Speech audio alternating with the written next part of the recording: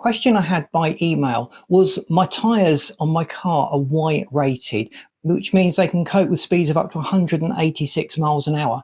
As I never drive above 70 miles an hour, do I really need to put Y-rated tyres on my car? Now, thinking about this, it's a very logical question. The speed rating is directly related to the speed the tyre is rated for.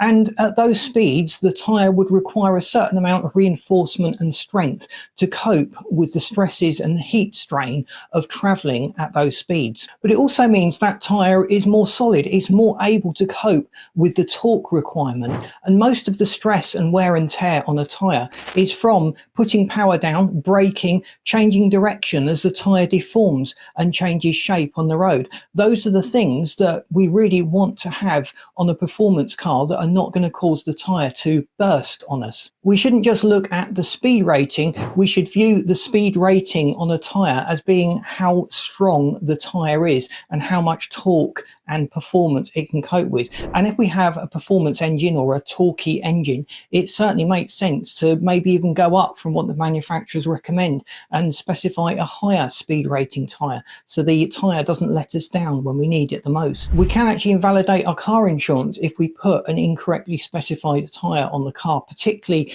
if that blew out and caused an accident. The insurance company would be well within their rights to refuse to pay out on a claim because we were using a tyre that was, say, rated for 130 miles an hour when the manufacturer specified this Y-rated high performance tyre. Please boot that like button, that really does help us to get out there. If you haven't subscribed, please do so. Again, that helps us with the algorithm, and I've lined up this video and this playlist that you should find really interesting. Thanks for watching. See you in these next videos.